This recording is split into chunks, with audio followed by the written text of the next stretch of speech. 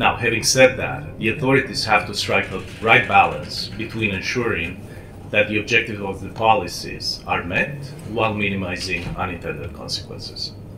On the stolen assets, at this point, we would just say that the authorities are making good steps in the right direction on coordinating domestic and global efforts to freeze, confiscate, and recover stolen assets. Are what we have been discussing, but also some issues about maybe volatility in the market after you implement that reform. And this is the kind of difficult discussions that we have, but we are in very good path, and we are hoping that we will be reaching a staff level agreement in the near future.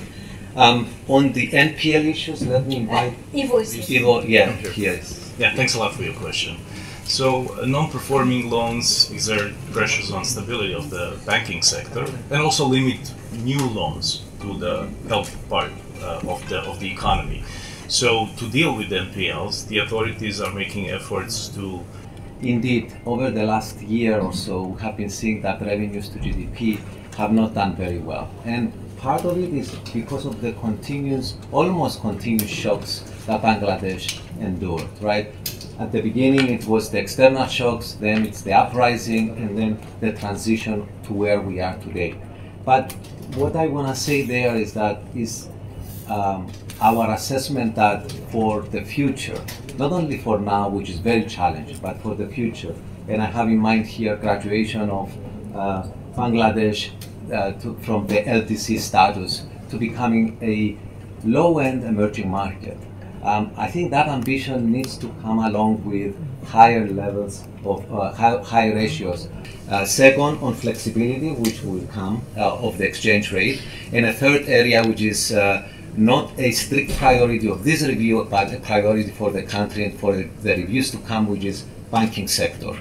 So there is, in addition to the two key priority issues, which continue to be discussed on revenues and the exchange rate, is the open question of the macro framework, which has a lot of uncertainties because of the recent shocks with the tariffs. So in other words, we cannot conclude with a baseline framework at this point. We will continue the discussions about the framework for Bangladesh, for the region, for the world, as we go to Washington and as we expect the World Economic Outlook announcements in, I forget when. April 22nd at 9 a.m. DC time. Yes, and incorporate this in our assessment for FY25, but more importantly for FY26. 2025 IMF World Bank spring meetings in Washington to pave the way for the completion of the combined third and fourth review for full flexibility in the future. That's one point. The second point is that while we see that reserves, so as you all know very well, the IMF team has visited Dhaka April 6th since today, said the 17th, to discuss economic and financial policies in the context of the combined third and fourth review under the IMF program. The country's forex market now almost stable despite a fixed exchange rate regime due to basically high remittance inflow.